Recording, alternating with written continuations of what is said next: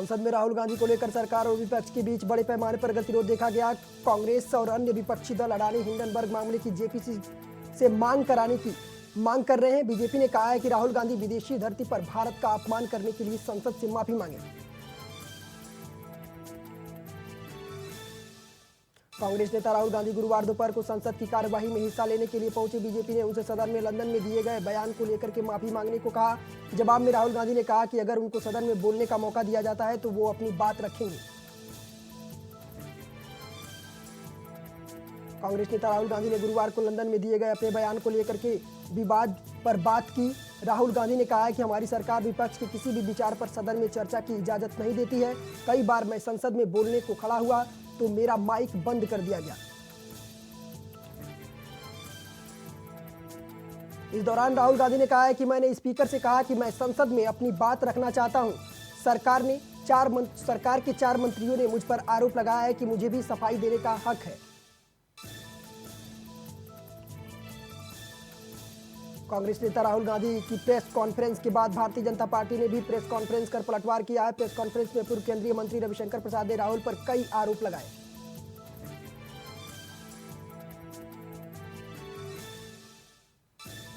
BJP नेता ने आगे कहा कि अगर राहुल माफी नहीं मांगेंगे तो बीजेपी उनके खिलाफ देश भर में कैंपेन चलाएगी, जिसमें कांग्रेस नेता को एक्सपोज किया जाएगा। बीजेपी ने कहा है कि राहुल गांधी ने आज भी अपनी प्रेस कॉन्फ्रेंस में विदेश वाले बयान पर खेद नहीं जताया।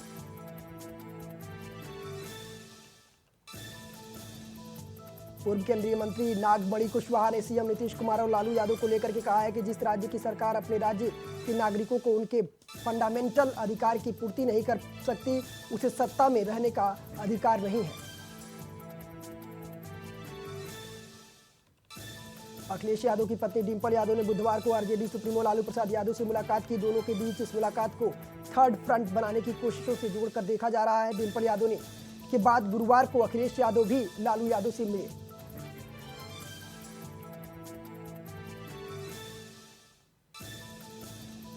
समाजवादी पार्टी के राष्ट्रीय महासचिव स्वामी प्रसाद मौर्य के जुबानी हमले अब भी जारी हैं। गुरुवार को मौर्य ने ट्वीट कर लिखा है कि ढोल गंवार शूद्र पशुनारी सकल ताड़ना के अधिकारी उसी सुंदरकांड का हिस्सा जिसका सरकार ने पाठ कराने का निर्णय लिया है।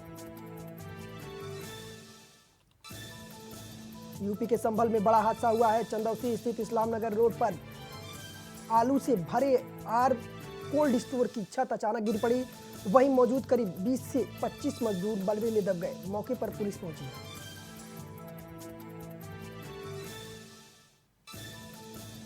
भारतीय सेना का चीता हेलीकॉप्टर अरुणाचल प्रदेश के मंडला पहाड़ी इलाके के पास दुर्घटनाग्रस्त हो गया है। पायलटों की तलाश के लिए सर्च ऑपरेशन शुरू कर दिया गया है।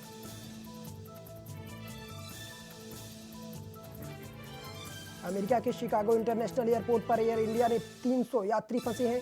तकनीकी कारणों की वजह से फ्लाइट उड़ान नहीं भर सकी, जिससे पिछले 24 घंटे से यात्री फ्लाइट का इंतजार कर रहे थे।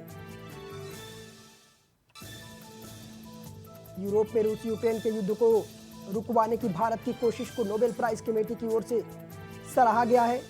नोबेल कमेटी के डिप्टी लीडर असल तोजे ने कहा है कि भारतीय प्रधानमंत्री नरेंद्र मोदी ने जिस तरह रूसी राष्ट्रपति को युद्ध के बारे में समझाया वो काबिले तारीफ है। दिल्ली के पूर्व उप मुख्यमंत्री मनीष सिसोदिया की मुश्किलें लगातार बढ़ती जा रही हैं। सीबीआई ने फीडबैक यूनिट मामले में सिसोदिया समेत मुख्यमंत्री अरविंद केजरीवाल के सलाहकार गोपाल मोहन पर एफआईआर दर्ज की है। लैंड फॉर जॉब घोटाला मामले में आरजेडी नेता तेजस्वी यादव को दिल्ली हाई कोर्ट से नहीं मिली राहत। अदालत ने 25 मार्च को सीबीआई के सामने पेश होने का दिया आदेश। केंद्रीय मंत्री किरेन रिजिजू ने राहुल गांधी को लेकर के कहा है कि संसद में जो चल रहा है उसको लेकर के पूरे देश को चिंता है। देश को बदनाम करने और गाली देने का कोई अधिकार नहीं है। राहुल गांधी की वजह से कांग्रेस पार्टी डूब रही है। देश डूबोने की बात करेंगे तो हम चुप नहीं बैठेंगे। अडानी मामले पर आप सांसद संजय सिंह ने जारी किया नोटिस। जेपीसी की मांग को लेकर के सस्पेंशन ऑफ बिजनेस नोटिस किया जारी।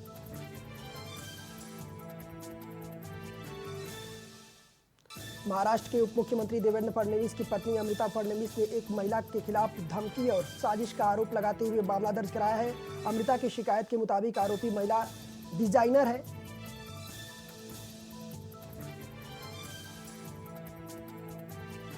उमेश पाल हत्याकांड मामले में एसटीएफ की जांच के दायरे में आए 3 नेता अतीक अहमद ने हत्याकांड के बाद कॉल कर मांगी थी मदद। मामले में 20 दिन बाद शाइस्ता का नहीं मिला कोई सुराग।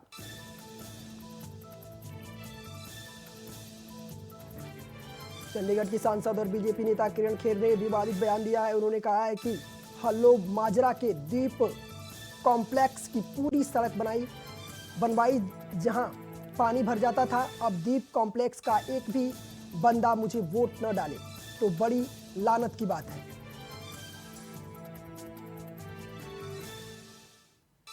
कोटकपुरा गोलीकांड मामले में जिला अदालत ने बड़ा फैसला सुनाते हुए पूर्व मुख्यमंत्री प्रकाश सिंह बादल की जमानत याचिका मंजूर कर ली है। वहीं पूर्व उप मुख्यमंत्री सुखबीर सिंह बादल की जमानत याचिका को खारिज कर दिया गया है।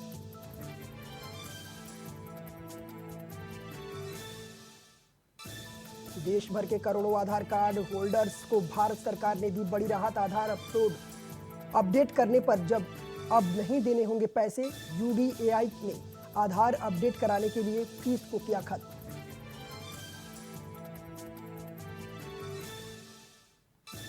दिल्ली सरकार का 2023-24 का बजट करीब 80,000 करोड़ रुपए होने की संभावना बताई जा रही है। इससे पहले दिल्ली का बजट 69,000 करोड़ रुपए था। 17 मार्च को उपराज्यपाल वीके सक्सेना ने अभिभाषण के साथ बजट सत्र शुरू होगा। योगी सरकार 22 मार्च से शुरू होने वाले चैत्र नवरात्रि पर शक्तिपीठों और मंदिरों में विशेष आयोजन करेगी। पूरे प्रदेश के सभी मंदिरों में अखंड रामायण और दुर्गा सप्तशती का पाठ कराया जाएगा। इसके साथ ही सांस्कृतिक कार्यक्रम भी आयोजित किए जाएंगे।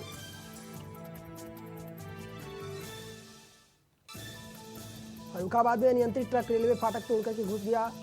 रेलवे लाइन पर पहुंचने से सड़क मार्ग पर घंटों जाम लगा रहा। मौके पर पहुंचे रेलवे अधिकारियों ने ट्रक को हटाया।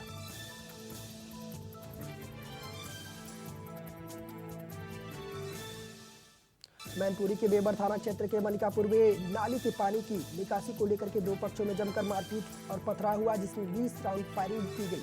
फायरिंग और मारपीट की घटना एक युवक युवती घायल हो गए। बदायूं में घर के सामने कूड़ा डालने के विवाद को लेकर के दबंगों ने विधवा के घर में घुस करके लाठी डंडों से जमकर मारपीट की, जिसमें विधवा और उसकी नाबालिग बेटी घायल हो गई है। पुलिस इस मामले की जांच कर रही है। मोतिहारी पुलिस ने कुख्यात कुणाल सिंह और उसके घर से गिरफ्तार कर लिया है। घर से AK-47 20 राउंड का अत्याधुनिक पिस्टल, आधा दर्जन वाकी टाकी के साथ कई दर्जन गोली भी बरामद की है। उत्तराखंड विधानसभा के बजट सत्र का चौथा भी दिन हंगामेदार रहा। कांग्रेस विधायकों ने जमकर प्रदर्शन किया। इस दौरान कांग्रेस विधायक सुमित निर्देश हल्द्वानी क्षेत्र में सड़कों पर गड्ढे, बस अड्डा और अंतर्राष्ट्रीय स्टेडियम के मुद्दों को लेकर के विधानसभा के बाहर प्रदर्शन किया। गैरसैंण विधानसभा सत्र के दौरान आज कृषि विभाग की ओर से भराड़ीसैंण में अन्न मिलेट भोज का आयोजन किया गया। इस दौरान मुख्यमंत्री पुष्कर सिंह धामी ने मांगला गीत के बीच पहाड़ी व्यंजनों का आनंद लिया। बीजेपी महिला मोर्चा ने विधानसभा सत्र के दौरान विपक्षी विधायकों के विरोध प्रदर्शन के खिलाफ पुतला दहन किया और नारेबाजी की। इस पर कांग्रेस प्रदेश अध्यक्ष चरण मारा ने तीखी प्रतिक्रिया देते हुए कहा है कि राज्य में महिलाओं का बलात्कार, शोषण, हत्या के मामले सामने आए। उत्तराखंड संस्कृति के महापर्व फूलदेई के अवसर पर भराड़ीसैंण स्थित मुख्यमंत्री आवास में स्कूली बच्चों ने सीएम पुष्कर सिंह धामी के साथ फूलदेई पर्व मनाया। इस अवसर पर शिक्षा मंत्री डॉक्टर धन सिंह रावत भी उपस्थित रहे।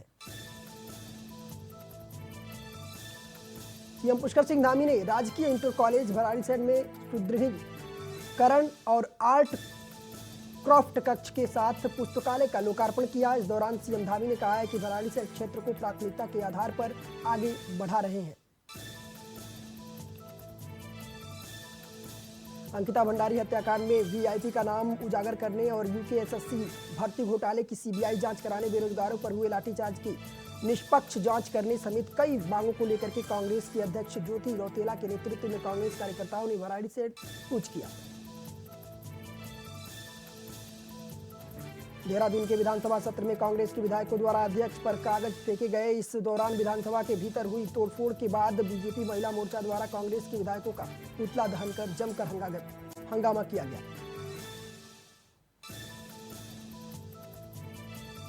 शिक्षा मंत्री धन सिंह रावत ने बताया कि सरकार ने इस बार स्वास्थ्य और शिक्षा पर बहुत फोकस किया है। शिक्षा के क्षेत्र में क्लस्टर स्कूल की योजना ला रहे हैं। साथ ही मेधावी छात्रों के लिए छात्रवृत्ति की योजना के लिए भी बजट में प्रावधान रखा गया है। इस बार 28 से 30% बजट स्वास्थ्य और शिक्षा पर खर्च होगा।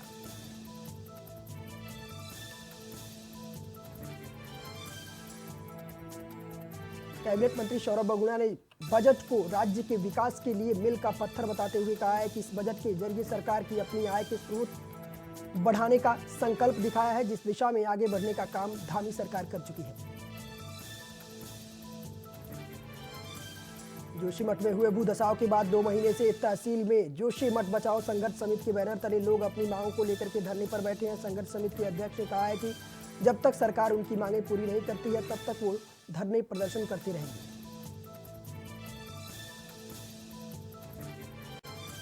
जौनपुर में मध्य प्रदेश पुलिस की संयुक्त टीम के साथ बदमाशों की मुठभेड़ हो गई, जिसमें एक इनामी बदमाश आनंद सागर ढेर हो गया। बताया जा रहा है कि ये अपराधी आतंक का पर्याय बन चुके सुभाष यादव की गैंग का था।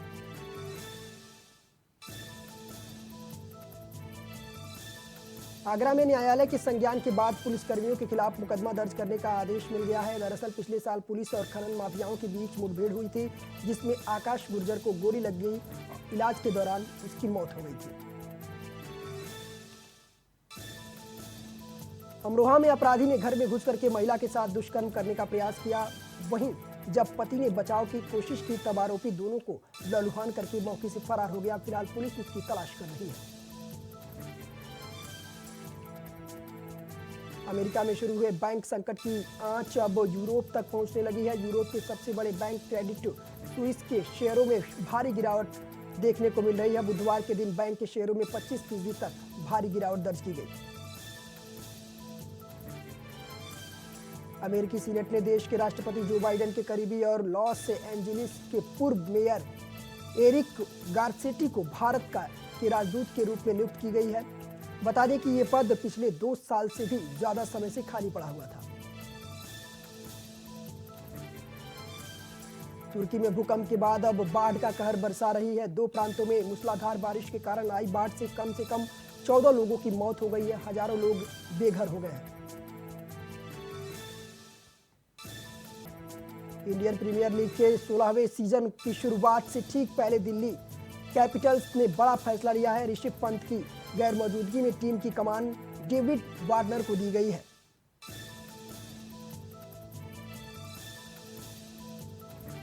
सुरेश रैना ने हाल ही में खेले गए लेजेंड्स लीग के मैच के बाद धोनी को लेकर के बड़ा खुलासा किया है। रैना ने कहा है कि धोनी आईपीएल 2024 भी खेल सकते हैं। वो सुपर फिट हैं, अच्छी बल्लेबाजी करते हैं।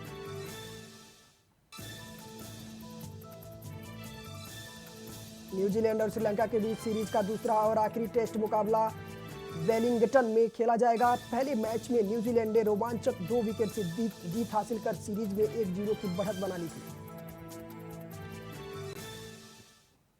रणबीर कपूर और श्रद्धा कपूर की रोमांटिक फिल्म तू झूठी मैं मक्कार शाहरुख खान स्टारर पठान के बाद 2023 की दूसरी ब्लॉकबस्टर बनने की ओर बढ़ रही है। फिल्म ने 8 दिन में 100 करोड़ का आंकड़ा पार कर लिया है।